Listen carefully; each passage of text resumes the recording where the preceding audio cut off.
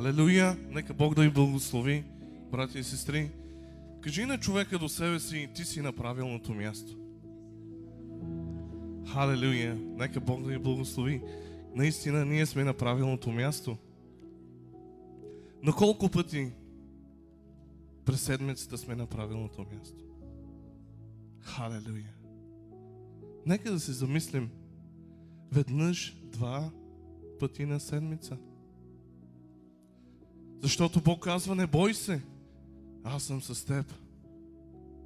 Знаете ли, брати и сестри, идват съблазните на този свят и ние често пъти се отричаме от Господа.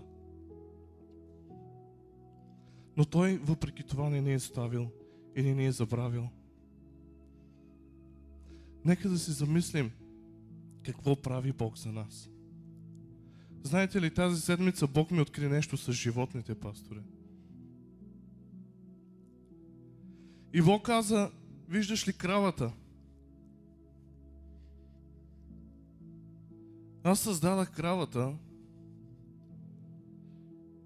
и казах, стопанинът ти ще те дои и ти ще даваш млякото на стопанина си. И той ще произвежда сирене и кашкавал. И тя го слуша. И Бог каза на овцата, и ти ще произвеждаш вълна, за да може стопанинът ти да си плете завивки и да се топли от теб. И мляко, и тя го слуша, овцата. И Бог каза на магарето, а ти ще носиш товара. Ще носиш каруцата, която твоят стопанин ти натовари, за да му бъдеш в полза. И магарето, брати и сестри, слуша стопанина си. И Бог каза на човека, а ти, дете мое, бъди ми верен. И винаги прави това, което съм ти казал.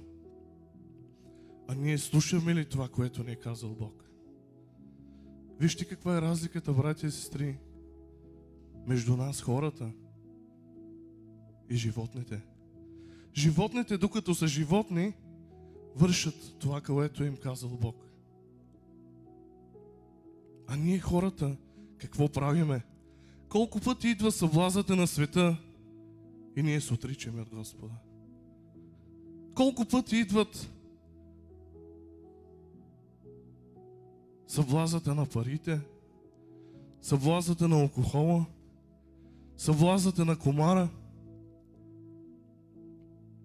И Бог пак не ни оставя и казва, чадо мое, това не е правилно. Но Господи, и се отричаме от Него. Не вършиме волята на Господа. Нека Бог да ви благослови и да се замислиме на къде сме се запътили, защото идването е скоро. И от нас зависи къде ще бъдеме. Както каза пастора, ще дойде и ние ще бъдат за осъждение, а други за вечен живот. Бог да ви благослови.